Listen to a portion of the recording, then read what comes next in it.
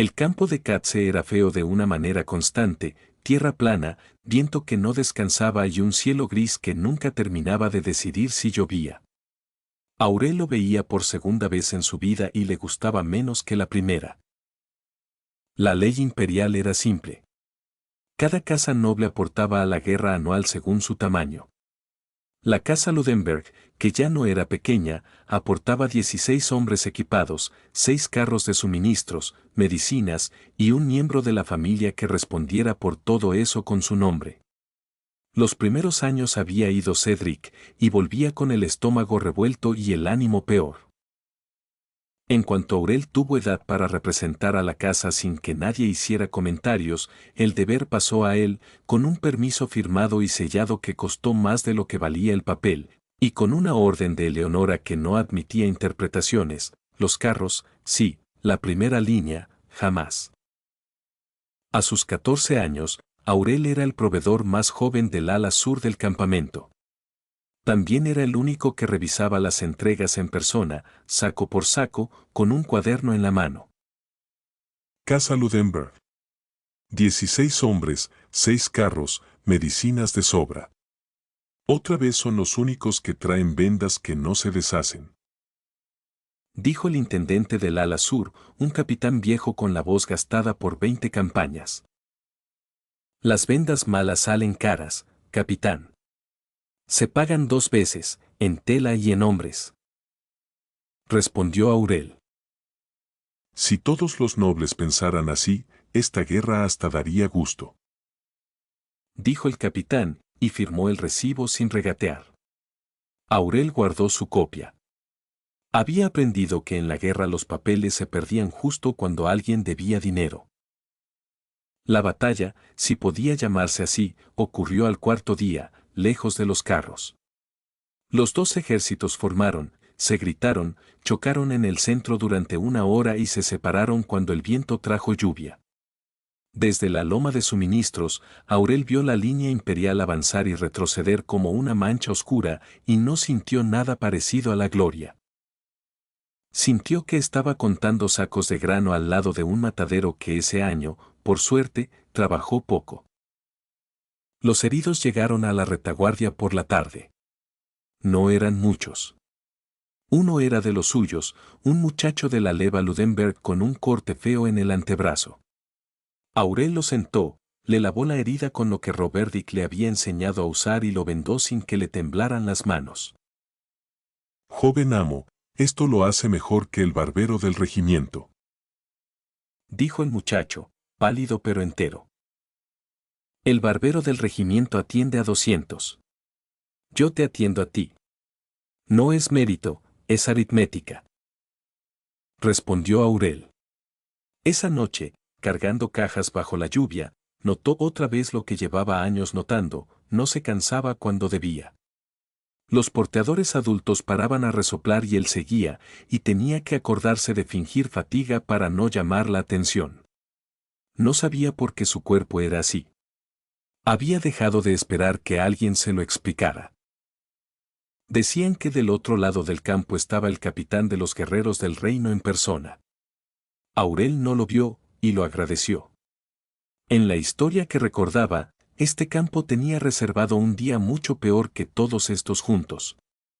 Procuraba no pensar en eso mientras contaba sacos. No siempre lo lograba. La guerra terminó como había empezado, por calendario. El imperio se retiró en orden, el reino volvió a sus cosechas tarde, y los carros de la casa Ludenberg regresaron vacíos, que era la mejor manera de volver de una guerra. Volvió a la capital con los primeros calores del verano, con los 16 hombres vivos, 2 de ellos vendados, y con la firma del intendente que le garantizaba el pago imperial por los suministros. En la última curva del camino, cuando aparecieron los tejados de la institución, se permitió aflojar los hombros.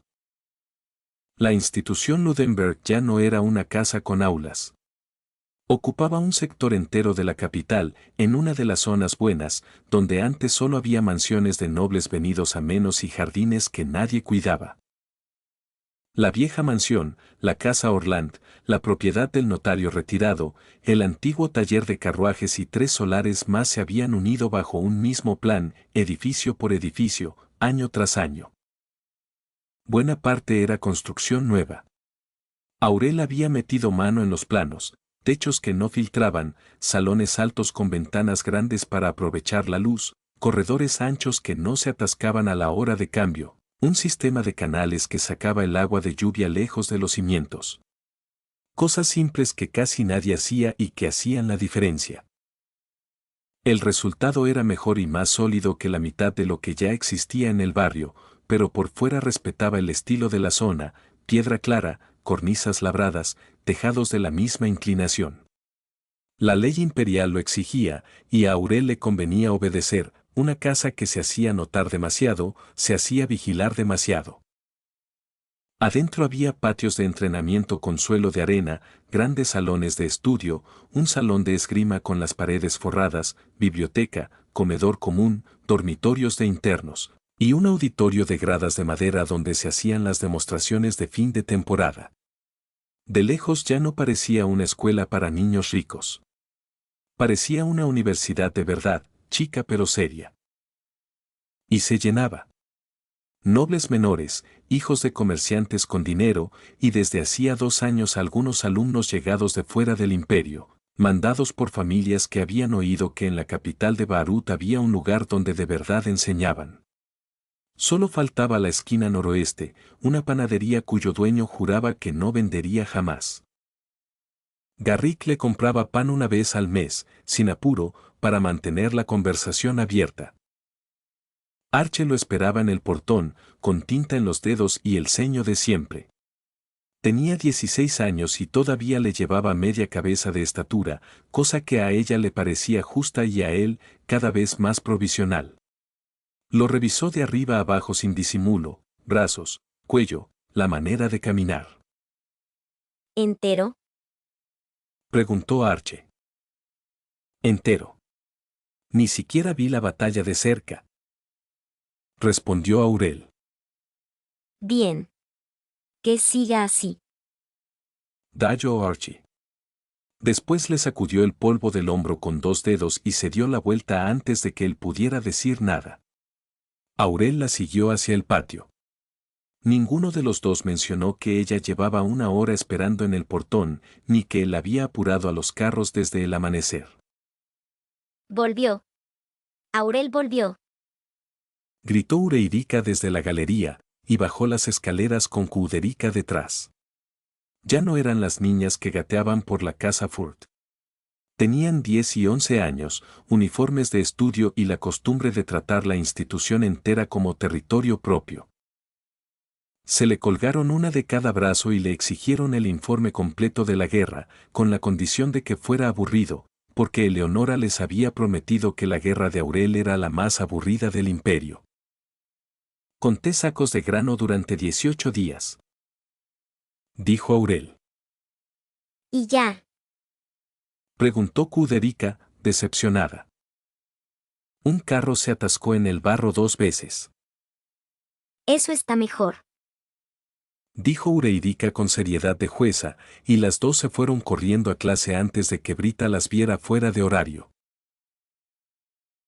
Los días siguientes fueron de ponerse al día, y ponerse al día en la institución era caminar mucho.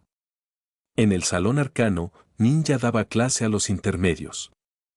Ya no era la aprendiz que miraba los bordes de las habitaciones antes que las caras. Tenía la voz tranquila, una tiza en la mano y, sobre la palma abierta, 3 luces de colores distintos, quietas en el aire. El error no es que la luz tiemble. El error es creer que la mano tiene la culpa. La luz tiembla donde tiembla la atención. Decía Ninja a sus alumnos. Aurel se quedó en la puerta un momento. 6 años atrás, esa misma persona no sabía que llevaba magia de verdad encima. Arche la había tomado como alumna en los huecos entre clase y clase, sin anunciarlo, y el talento escondido había crecido hasta esto, una instructora a la que los niños escuchaban en silencio. Cuando Ninja lo vio en la puerta, inclinó apenas la cabeza y siguió con su clase, y Aurel siguió su camino. Arche cerraba esa parte de la casa. Terminaba la academia con las mejores notas de su promoción, había pasado a los cursos superiores y ya no era una prodigio prometedora, era una profesional. Enseñaba magia arcana a 3 niveles de alumnos, armaba los planes de estudio y firmaba los informes que las familias pagaban caro. Aurel a veces se quedaba pensando en lo distinto que habría sido todo para ella sin esta casa, una chica lista y pobre, sola, tomando encargos de worker por unas monedas para no perder la beca, gastando su talento en sobrevivir. Aquí no gastaba nada. Aquí lo hacía crecer, y le pagaban por ello. No solo ella. Todos los que habían llegado de Errando con las botas embarradas eran hoy otra cosa. Desde el primer día se los había entrenado en serio y con método, sin dejar nada al azar. Brita ya no era una guardia de caravana, dirigía la seguridad de un sector entero y leía a la gente antes de que hablara. Ninja daba clases que llenaban salón. Peter, Lucrut y Dine peleaban como un grupo compenetrado, no como 3 desconocidos. Nadie en la casa era un monstruo, y Aurel lo sabía, pero eran gente sólida que mejoraba cada mes, y eso, para una casa noble menor de frontera, ya era mucho. En el patio de esgrima, Brennan Glass hacía sudar a los 3 aventureros de la casa con la paciencia de un acreedor. Peter aguantaba, ancho y firme. Lucrut esquivaba y protestaba en el mismo movimiento.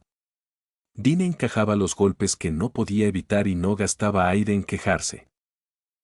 Maestro, llevamos 2 horas. Hasta los caballos descansan. Dijo Lucrut, desde el suelo. Los caballos no cobran por escoltar caravanas. Ustedes sí. Arriba. Respondió Brain. Brita, sentada en la baranda con una lista de turnos, hacía de árbitro sin que nadie se lo pidiera. Peter aguantó 20 cruces. Lucrut, 6. Dine rezó. Dijo Brita. Funcionó. Sigo de pie. Respondió Dine. Peter se acercó a Aurel con la respiración todavía corta y una noticia que venía guardando. Joven amo, esta semana presentamos los papeles al gremio. Grupo registrado, con nombre y placa. Seguimos contratados por la casa, eso no cambia, pero como grupo podemos tomar encargos de escolta con sello propio. Dijo Peter. ¿Qué nombre? Preguntó Aurel. Yo propuse los flechazos. Perdí la votación. Dijo Lucrut. Perdiste porque era un nombre terrible. Dijo Dine. Espadas de la oscuridad. Por la leyenda de los 13 héroes, el héroe oscuro y sus espadas. A los clientes les gustan los nombres con historia. Dijo Peter. Aurel sintió un frío conocido en la nuca. Espadas de la oscuridad.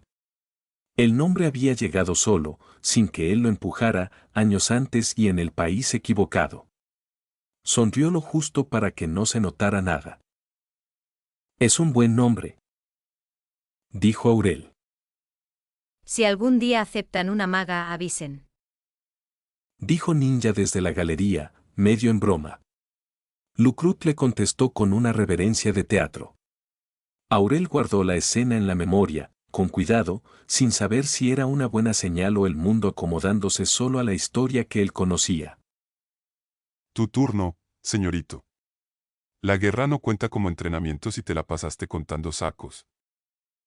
Dayo Bren, y le lanzó una espada de madera. Aurel la atrapó al vuelo. Cruzaron. 1, 2, 5, 8 intercambios. Al 9º, Aurel hizo algo que no era fuerza ni técnica común. Por un instante, el golpe salió más rápido y más seco de lo que un brazo de 14 años debía permitir, como si el movimiento entero se hubiera concentrado en un solo punto.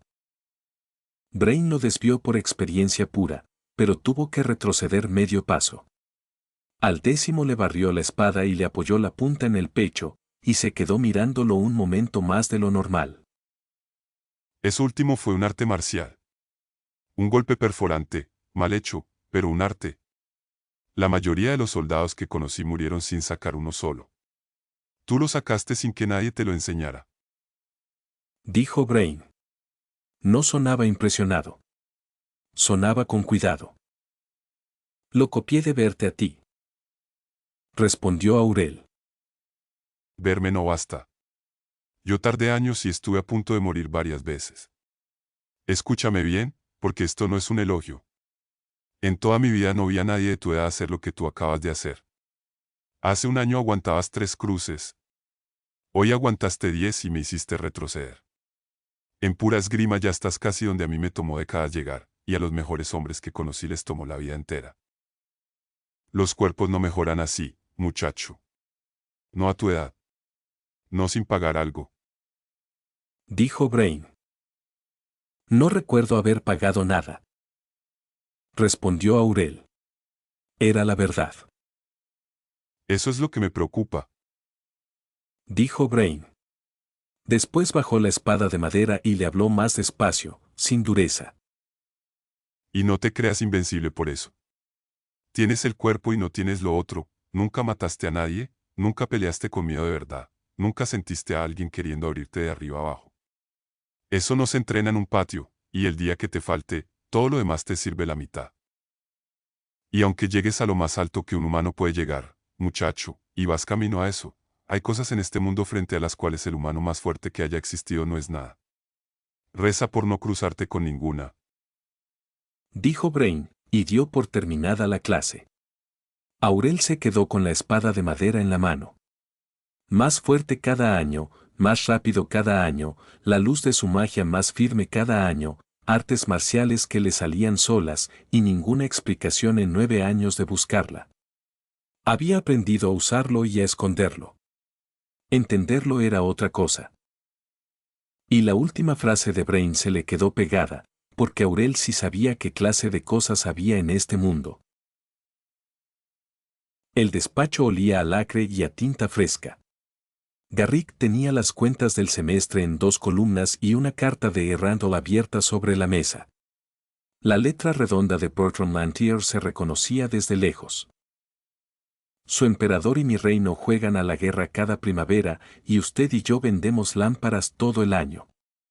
Si eso no es la paz, se le parece bastante. Mande más ungüentos y más herramienta fina, su guerra me sube las ventas. Este hombre le está cobrando la guerra a los 2 bandos. Dijo Garrick. Por eso me sirve. Sabe exactamente dónde está parado. Respondió Aurel. Eleonora, que revisaba la columna de gastos, levantó la vista. ¿A ti no te molesta? Pagamos impuestos que arman la guerra de primavera y le vendemos jabón al reino que la recibe. Preguntó Eleonora. Me molestaría más que la ruta la tomara otro. Mientras el emperador no lo prohíba, la frontera come de nosotros y nosotros de ella. El día que lo prohíba, obedecemos. Respondió Aurel. Eleonora no discutió. Llevaban años en ese acuerdo incómodo que funcionaba. Quiero abrir otra dirección. El año que viene, una caravana chica hacia el este, a los puestos del pie de la montaña. Los enanos bajan a cambiar hierro y trabajo fino por grano y tela. Si la mitad de lo que cuentan de su herrería es cierto, nos conviene llegar antes de que llegue alguien con más dinero. Dijo Aurel. Eso es lejos, joven amo. Escolta doble, caminos malos, y nadie de la casa conoce a esa gente. Dijo Garrick. Por eso una caravana chica. Primero mirar, después invertir. Respondió Aurel. Garrick lo anotó. Después pasó a la última hoja de su lista con cara de trámite. Hay otra propuesta que llegó por el gremio. Un peletero ofrece abrir trato con las tribus del Gran Lago, al sur. Hombres lagarto. Pescado seco, pieles, y jura que no engañan en el peso. Dijo Garrick. No. Dijo Aurel, más rápido de lo que quería. Tan mala es la ganancia. Preguntó Garrick. La ganancia es buena. El lugar no. Queda lejos, sin guarnición, sin ley escrita, y si algo sale mal ahí, nadie va a ir a buscarnos. Hay zonas del mapa donde no quiero tener gente nuestra. Esa es una. Respondió Aurel. Garrick lo registró como decisión de prudencia y cambió de tema. No era prudencia, o no solamente. El Gran Lago era uno de los pocos lugares del mapa que Aurel recordaba con nombre propio de la otra historia, y de ese capítulo solo tenía claro una cosa: cuando empezara, no quería tener a nadie suyo cerca. La caída de la red empezó lejos, como casi todo lo importante. Primero fue una carta de Bertram, a fines del verano, con menos bromas que de costumbre. En el reino, la corona llevaba años apretando la trata de personas, y la presión por fin estaba costando dinero de verdad. 8 dedos recortaba socios chicos para proteger a los grandes, y entre los socios recortados había una red imperial pequeña que se había quedado, de un mes para otro, sin compradores, sin rutas y sin paraguas. Después fue el imperio. Los jueces nuevos del emperador, los que habían hecho carrera durante las purgas, se habían quedado sin rebeliones que juzgar y empezaron a mirar hacia abajo: prestamistas que cobraban en casas, casas de juego que cobraban en personas, compradores de personas que cobraban en silencio. Uno de esos jueces, un magistrado de apellido corto y fama incómoda, abrió expediente sobre la red que operaba en los barrios viejos de la capital. Garrick trajo la noticia una mañana, junto con el desayuno. Detuvieron al prestamista de la calle de los toneleros. Se llevaron sus libros en 2 baúles. Dicen que el magistrado no acepta visitas ni regalos, y que ya colgó a 2 escribanos por perder papeles. Dijo Garrick. Aurel dejó la taza. Llevaba años esperando una frase parecida y ahora que la tenía delante le parecía frágil. Madre. La caja. Dijo Aurel. Eleonora no preguntó cuál. En su caja personal dormían, desde hacía años, las facturas viejas de la casa Furt, el nombre de Halbertström escrito 2 veces, la nota perfumada de Clarice y cada papel que Garrick, Marius y Ninja habían juntado sin saber para cuándo. Si se los damos y el magistrado resulta de los que se venden, la red sabrá de dónde salió cada hoja. Dijo Eleonora. Y si no se los damos, la red pierde las cabezas visibles y se recompone con otros nombres en 2 años. Ya intentó matar a Arche una vez. No quiero averiguar cómo se ve su segunda versión. Respondió Aurel. Cedric, que escuchaba desde la ventana, se abotonó la chaqueta. Yo la llevo. Dijo Cedric. Todos lo miraron. Para eso sirve todavía un Lord. Para entrar por la puerta grande, con su apellido y una caja, y que a nadie se le ocurra perderla. Dijo Cedric. Eleonora lo estudió un momento y asintió. Esa tarde, Lord Cedric Valeare von Nudenberg cruzó la capital en su mejor carruaje, pidió audiencia formal y puso la caja sobre la mesa del magistrado con las 2 manos. ¿Por qué guardaron esto tanto tiempo? Preguntó el magistrado, hoja por hoja. Porque no había a quien dárselo sin que terminara en una chimenea. Respondió Cedric. Ahora hay. Dijo el magistrado, y firmó el recibo de custodia sin que se lo pidieran. Cedric volvió a casa más derecho de lo que se había ido. Las redadas duraron 12 días. Cayó la casa de juego del canal, cayeron 2 compradores con sus registros, cayó un corredor de fincas que había pasado 20 años comprando casas de familias ahogadas. Los papeles de la caja de Eleonora amarraron 3 nombres que a los jueces se les escapaban, y esos 3 nombres arrastraron al resto. Albert Strong fue arrestado en su almacén con los libros de cuentas a medio quemar. La tinta se salvó. Él no. Lo colgaron con los cabecillas antes de que cambiara la estación. A Emmerich no lo colgaron. Lo encontraron flotando en un canal, 3 días antes de que saliera su orden de captura, sin marcas de pelea y con las botas puestas, para que pareciera un accidente.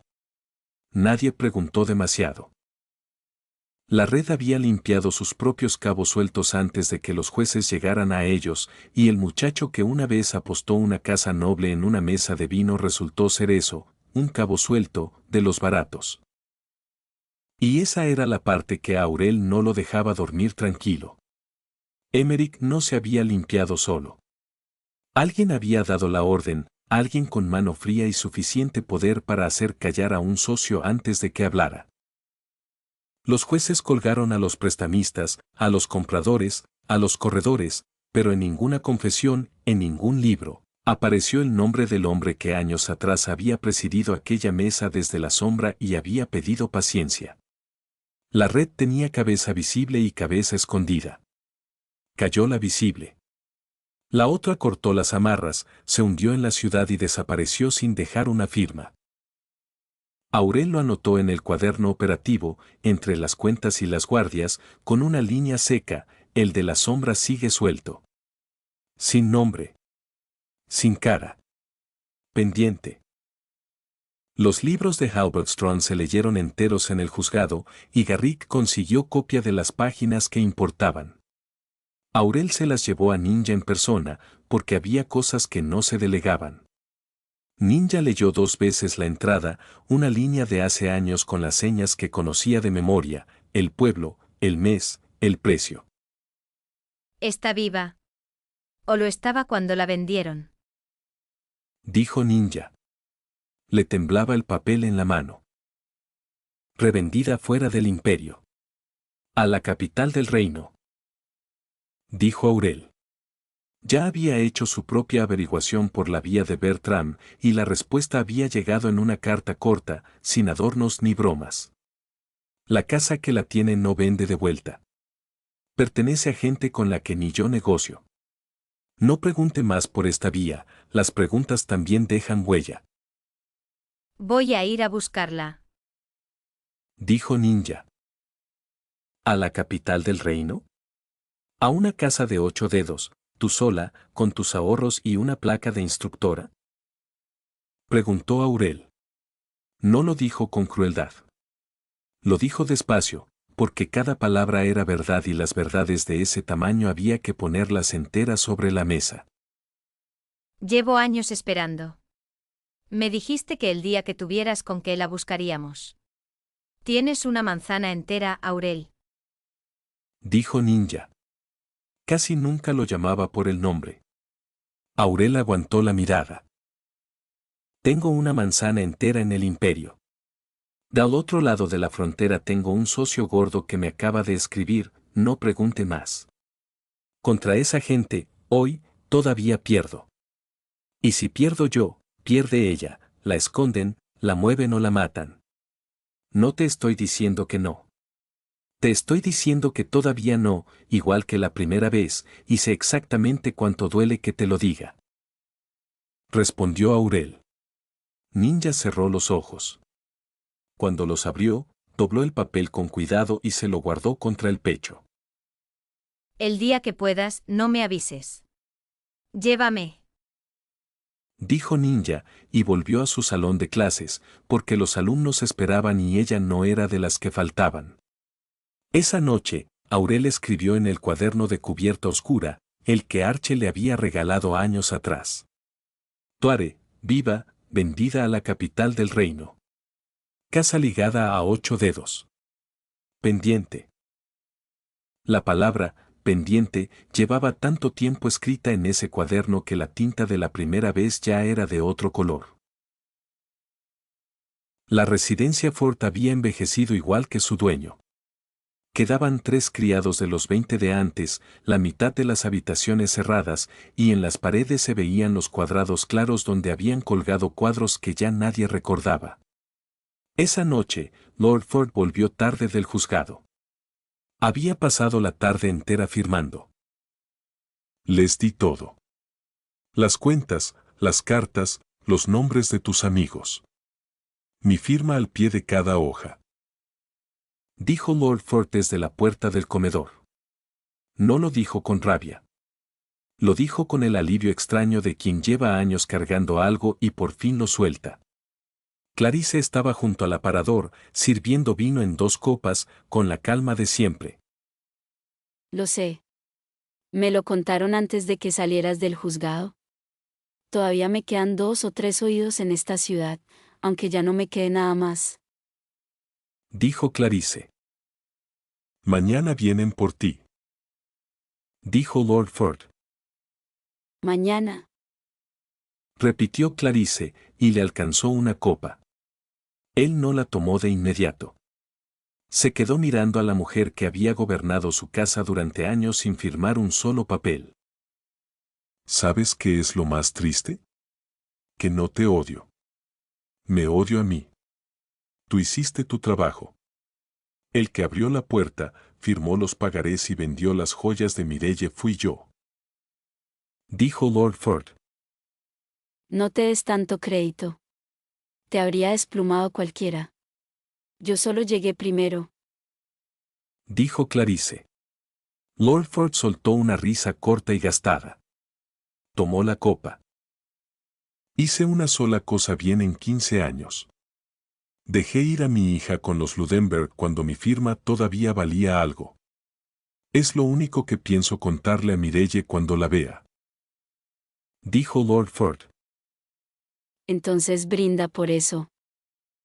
Dijo Clarice, y levantó su copa. Brindaron. Él bebió hasta el fondo, porque nunca había sabido beber de otra manera. Ella apenas se mojó los labios. El veneno era de los caros, de los que no dan tiempo a gritar. Lord Ford lo entendió a la tercera respiración. Miró la copa, después a ella, y no intentó levantarse, el cuerpo ya no le alcanzaba para eso. Al menos, usaste el vino bueno. Alcanzó a decir Lord Ford. Se le cayó la copa, y el detrás, contra el respaldo de la silla donde había presidido 20 años de cenas cada vez más pobres. Clarice esperó a que terminara. Después se sentó frente a él, en el lugar de siempre, y llenó su propia copa hasta el borde. Siempre uso el vino bueno.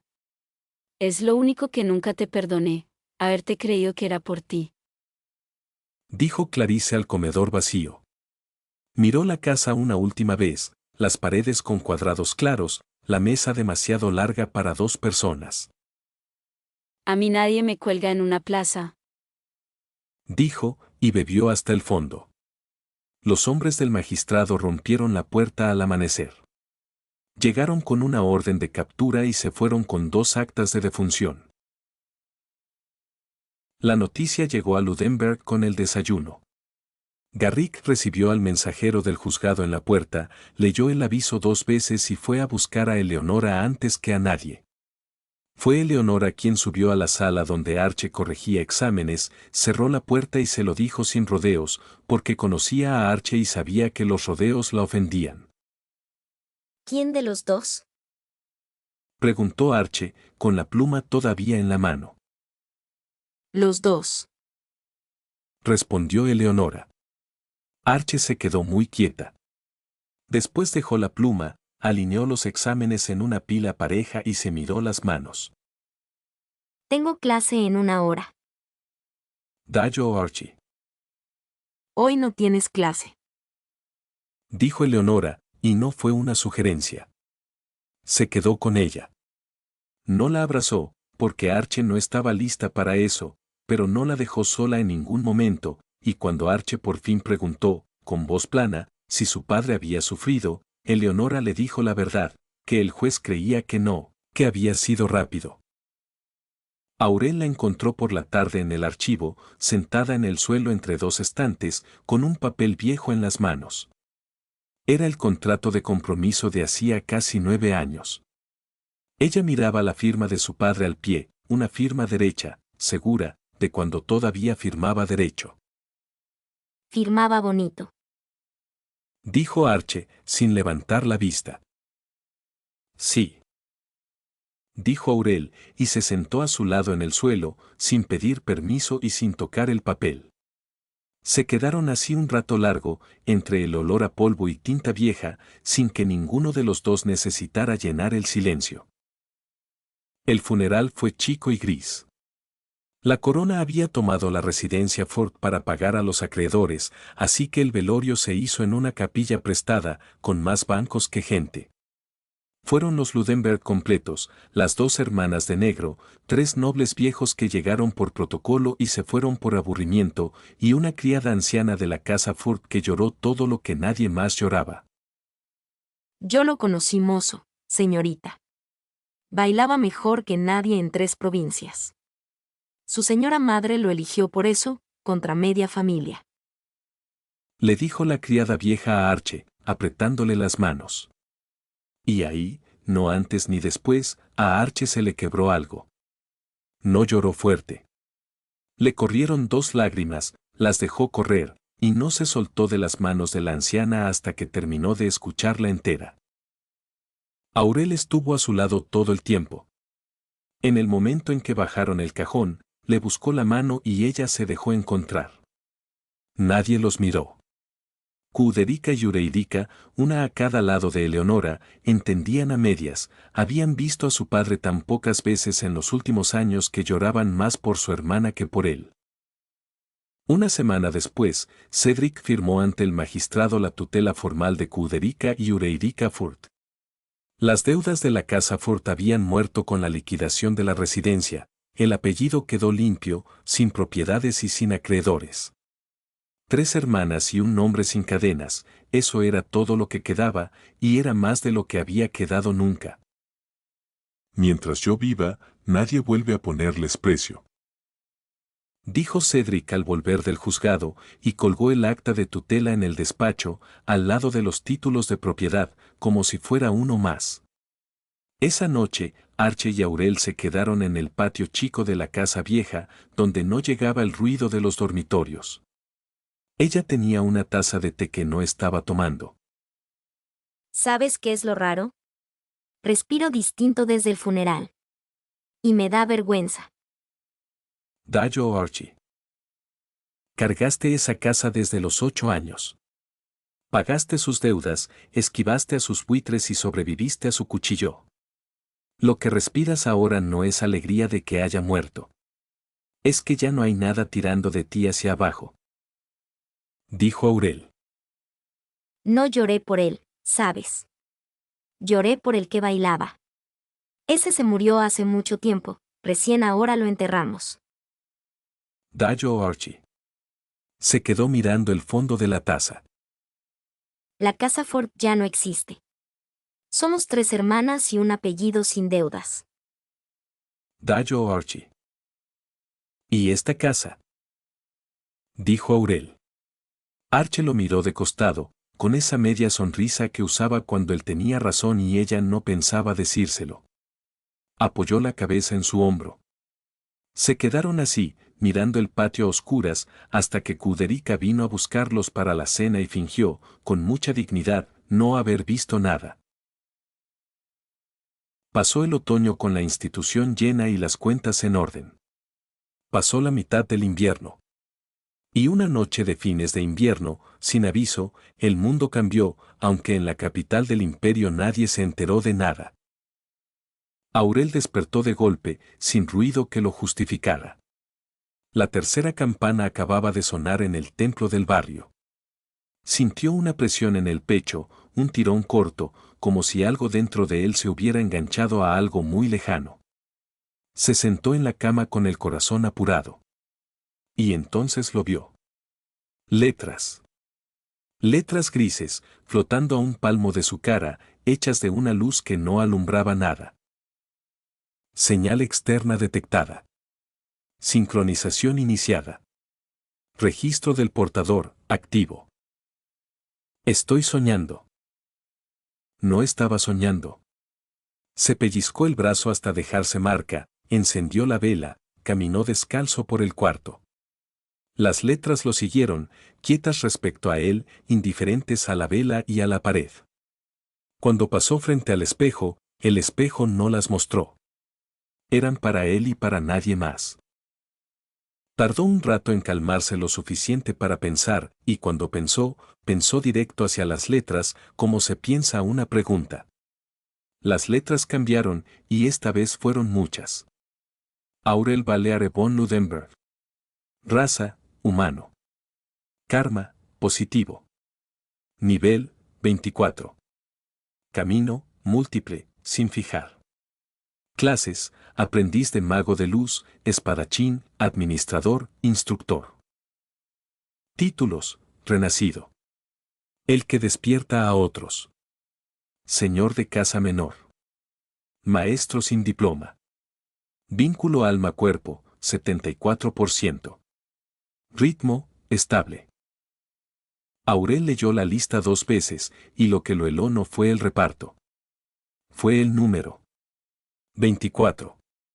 Sabía leer ese número mejor que nadie en este mundo, era la altura de los humanos más fuertes que había conocido en su otra vida, la de los aventureros de placa alta, la de un capitán legendario capaz de valer por un batallón. Un chico de 14 años no llegaba ahí.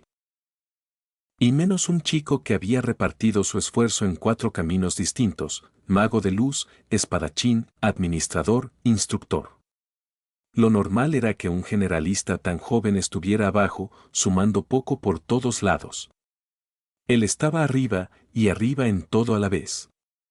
Eso confirmaba lo que Brain había medido en el patio, y lo confirmaba de la peor manera. Nadie crecía así. A nadie le pasaba esto. La palabra, renacido, le quitó el aire un segundo. La palabra, el que despierta a otros, se la quitó del todo, aunque todavía no entendía por qué. Se quedó mirando la línea del vínculo hasta que le ardieron los ojos. 9 años preguntándose por qué su cuerpo mejoraba solo, por qué su luz crecía sin maestro ni motivo, por qué aguantaba lo que un niño no aguanta. Y la respuesta había estado ahí, guardada en alguna parte de él, esperando esta noche, un vínculo que se completaba despacio. Un alma que no había nacido en este cuerpo, terminando de encajar en él, año tras año. No lo explicaba todo. Explicaba algo, y algo, después de 9 años, era muchísimo. Esto es una ventana de juego. Lo pensó con la parte de él que había nacido en otro mundo, la parte que sabía lo que era un nivel, una clase, una pantalla de estado. Y detrás de ese pensamiento llegó otro, mucho peor, que le quitó el sueño de un tirón. Esa lógica de juego pertenecía a Yggdrasil. Y él solo conocía una cosa capaz de traer la lógica de Yggdrasil a este mundo. Escribió en el cuaderno, con la vela ya baja: ¿por qué esta noche? ¿Qué llegó esta noche? Las letras grises no respondieron. Mostraban, no conversaban. Tardó 3 días en atreverse a usarlo con otra persona. Empezó por Brita, en el patio, mientras ella repartía los turnos de guardia a los gritos. Miró, y quiso saber. Brita. Nivel 12. Camino, guerrera. Potencial restante, medio. Rutas nuevas, posibles. Nadie más lo vio. Brita siguió gritando turnos. Aurel se apoyó en la baranda porque las piernas le pedían eso. 12. La recordaba llegando embarrada a la puerta, una exaventurera de rango bajo que apenas cuidaba caravanas. 6 años de trabajo metódico la habían movido más de lo que ella misma creía. Después vinieron los alumnos. Aurel pasó una mañana entera recorriendo salones con una lista de asistencia como excusa. Un hijo de comerciante de 11 años, nivel 3. Potencial, presente. Una niña de familia noble menor, nivel 2. Potencial, presente. El grupo intermedio completo, 1 por 1, presente, presente, presente. La palabra se repetía tanto que dejó de parecer un elogio y empezó a parecer un patrón. Esa misma tarde se inscribió un alumno nuevo, un muchacho de 13 años, hijo de un ganadero rico, sano, despierto y sin un solo día de formación previa. Aurel lo miró en el examen de ingreso. Nivel 1. Potencial, latente. Latente. No presente. Aurel revisó a dos internos de la misma edad, alumnos desde los 6 años, presente y presente. Volvió a mirar al nuevo, latente. Y ahí lo entendió, de pie en medio de un examen de ingreso, con la lista de asistencia temblándole un poco en la mano. Los veteranos de la institución no habían nacido distintos.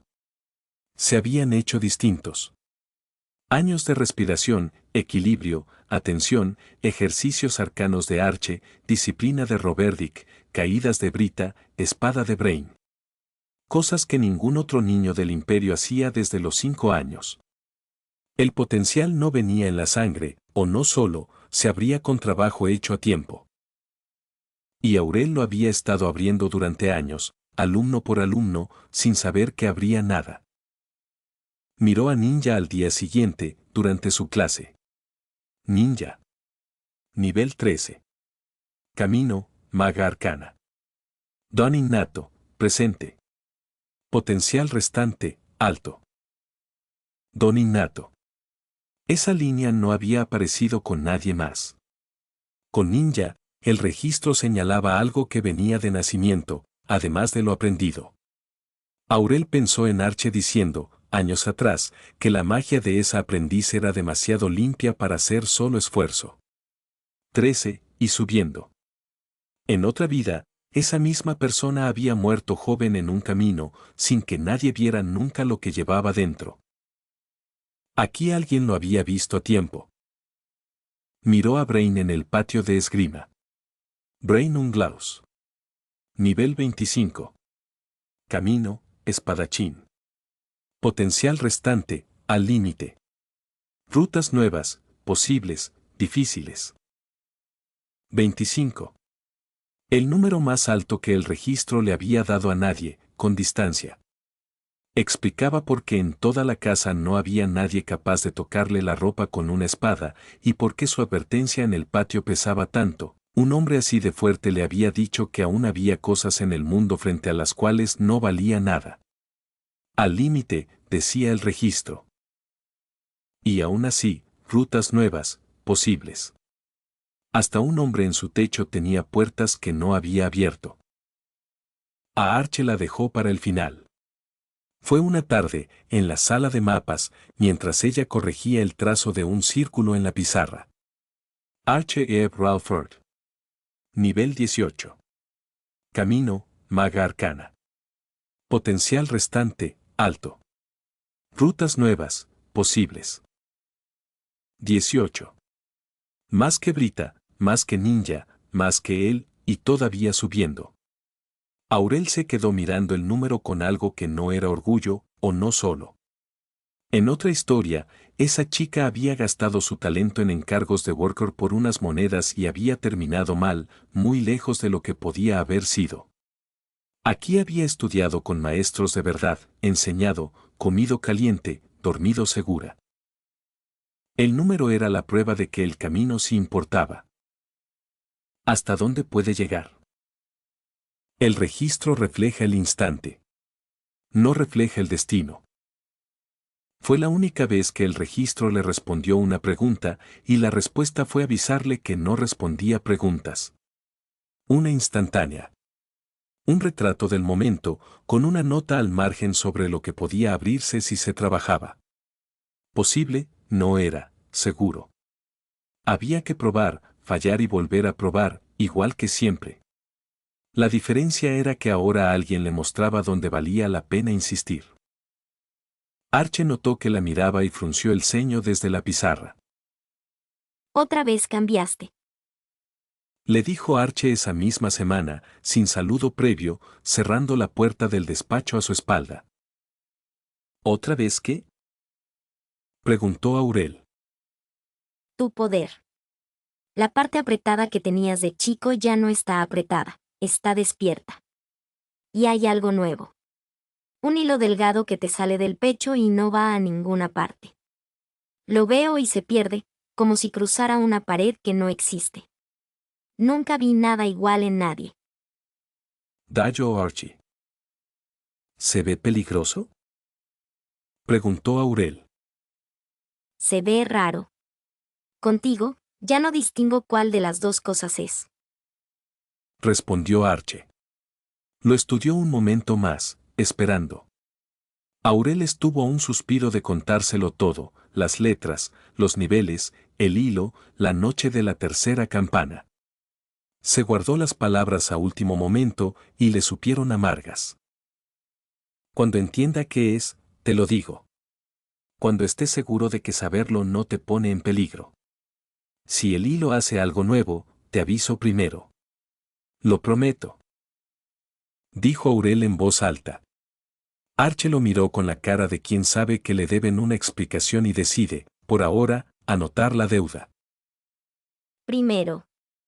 No después de Garrick, no después de tu cuaderno. Primero. Dijo Arche, y se fue a su clase. La prueba que le faltaba al registro llegó con la demostración de fin de invierno de la academia.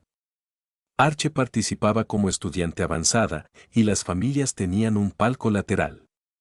Fluder Paradine presidía desde arriba, envuelto en su túnica vieja, mirando los ejercicios con el interés justo. Aurel lo observó desde la galería y dejó que el registro trabajara. Lectura fallida. Lo intentó otra vez, despacio, con toda la atención de la que era capaz. El objetivo excede la capacidad actual del registro. Aurel bajó la vista antes de que alguien notara hacia dónde miraba. El registro leía niños, criados, guerreros, magos e instructores. A Flutter Paradine, no. La herramienta que le había cambiado el año tenía techo, y el techo quedaba muy por debajo del anciano del palco. Esa noche lo anotó en el cuaderno con letra chica. El registro es de nivel bajo. Como yo. No olvidarlo nunca. Quedaba la pregunta que no se dejaba escribir. El registro había despertado una noche cualquiera de fines de invierno, sin aviso, con 2 palabras, señal externa. Si la lógica de los juegos había entrado al mundo esa noche, algo la había traído. Aurel tenía un solo candidato, un nombre que conocía de otra vida, y ningún modo de confirmarlo sin acercarse a cosas a las que no pensaba acercarse. Esa certeza a medias le bastó para hacer algo que llevaba años posponiendo. Una madrugada, cuando la casa dormía, bajó a la cocina vieja con una caja de madera bajo el brazo. Dentro había 9 años de trabajo secreto, cuadernos gastados, hojas sueltas, letra apretada. Todo lo que recordaba de la otra vida. Nombres, fechas, lugares, quién moría y cuándo, qué reino caía y en qué orden. Su ventaja entera. La había escrito para no olvidar, porque una memoria podía fallar y el papel no. Encendió el fuego y se sentó frente a él con la caja en las rodillas. Sacó la primera hoja. La leyó una última vez, no para aprenderla, sino para despedirse de ella, y la echó a las llamas. Después la segunda. Después dejó de leer y empezó a echarlas de a puñados. Mientras el mundo se movía con reyes y nobles, esto era un tesoro. Ahora que la lógica de ese ser entró al mundo, es una soga.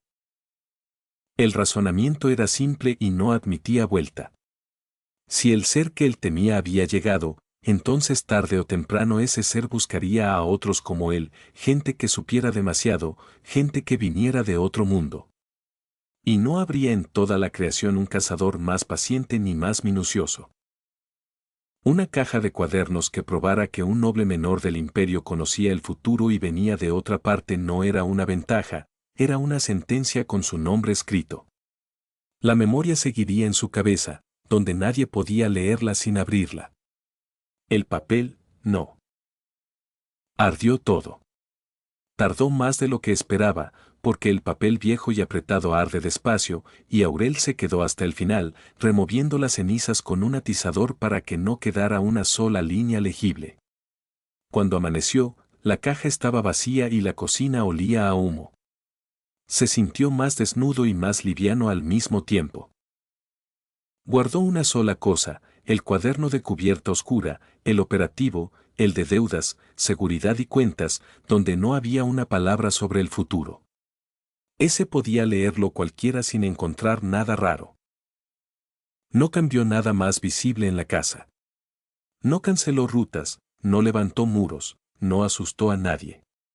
Solo empezó a leer los informes de frontera 2 veces y a preguntar, en cada carta a Bertram, por las novedades de Errandle con un cuidado que esperaba que pareciera comercial.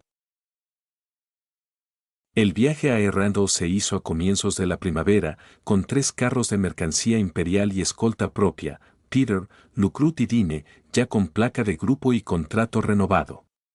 Brita se quedó a cargo de la seguridad de la casa y ninja de sus clases, con la promesa de Aurel de traer noticias de la frontera. La ciudad estaba distinta. No en los muros ni en el barro, en las bocas. En cada posada se hablaba de lo mismo, con las variaciones de siempre. Que una noche los muertos habían caminado en el cementerio.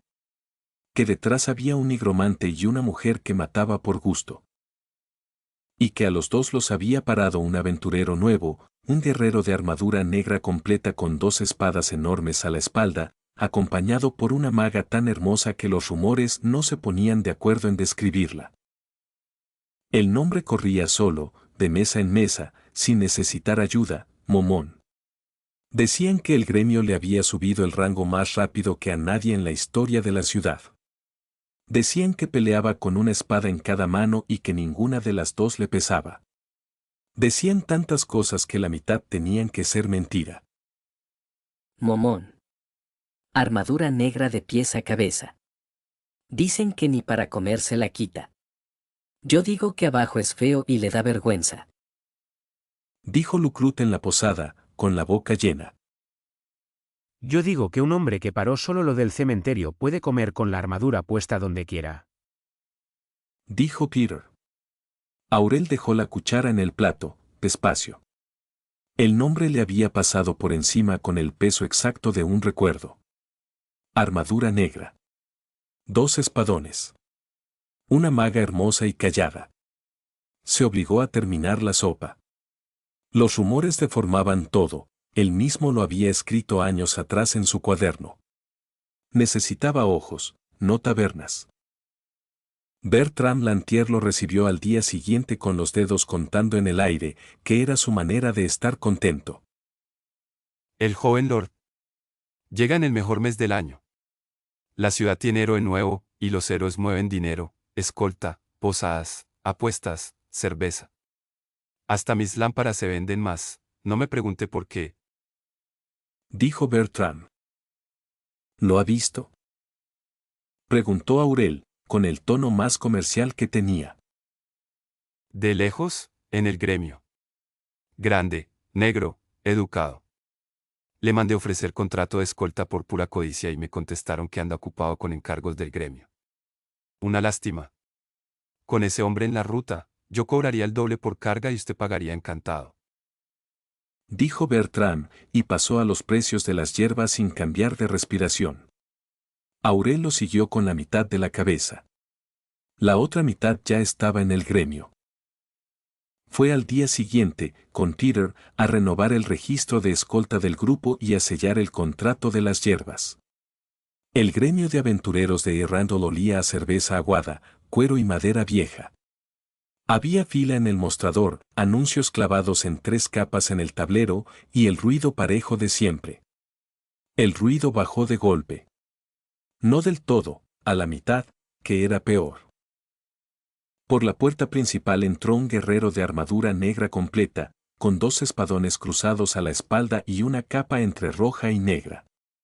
Detrás caminaba una maga de pelo negro, de una belleza que no parecía del todo real, con la vista al frente y cara de que la sala entera le sobraba. Aurel lo reconoció antes de querer reconocerlo. No por los rumores. Por la memoria. Esa armadura estaba descrita 100 veces en la historia que él recordaba de otra vida, el guerrero oscuro de Errandle, la maga silenciosa un paso atrás. Momón. Y debajo del yelmo, si esa historia no mentía, no había un rostro humano. El registro reaccionó solo. Aurel no se lo pidió. Lect. Las letras se formaron, temblaron y se deshicieron sin terminar la palabra. Aurel intentó de nuevo, sin poder evitarlo, con el corazón golpeándole el cuello. Nada. Ni lectura fallida, ni aviso de límite. Con Fluder, el registro había fallado limpio, una puerta cerrada con su cartel. Frente al guerrero negro, el registro tartamudeaba y se apagaba, y durante un momento entero Aurel no pudo leer nada en absoluto, ni a los aventureros de la fila, ni a Peter, ni a sí mismo. Después el frío le llegó de golpe, desde la nuca hasta las manos. El escribiente del mostrador llamó a los siguientes. Contrato de la casa Ludenberg. Escolta y carga. Gritó el escribiente. Aurel se acercó al mostrador con las piernas de otra persona. El guerrero negro estaba a 3 pasos, entregando un tubo de cuero sellado, un encargo cumplido. De cerca era enorme, y el silencio que lo rodeaba no era miedo simple, la gente le dejaba espacio con respeto, con gratitud, con ganas de mirar. Aurel firmó donde le indicaron. Al tomar el sello de la casa, los dedos no le respondieron bien y el sello rodó por el mostrador y cayó del otro lado. El guantelete negro lo atrapó en el aire, sin esfuerzo, antes de que tocara el piso. Se te cayó esto, dijo el guerrero negro. La voz salió del yelmo grave y tranquila, más educada de lo que la armadura prometía. Le tendió el sello sobre la palma abierta, con un cuidado raro en una mano de ese tamaño. Gracias, señor, dijo Aurel. La voz le salió pareja. Nunca supo de dónde la sacó. ¿Casa Ludenberg? ¿Del Imperio? Preguntó el guerrero. En el yelmo no había ojos que mirar, solo una ranura oscura, y detrás de la ranura, nada que la luz alcanzara. Del Imperio, señor. Comercio de frontera. Hierbas, herramientas. Nada interesante. Respondió Aurel. El comercio siempre es interesante. Mueve más cosas que los ejércitos.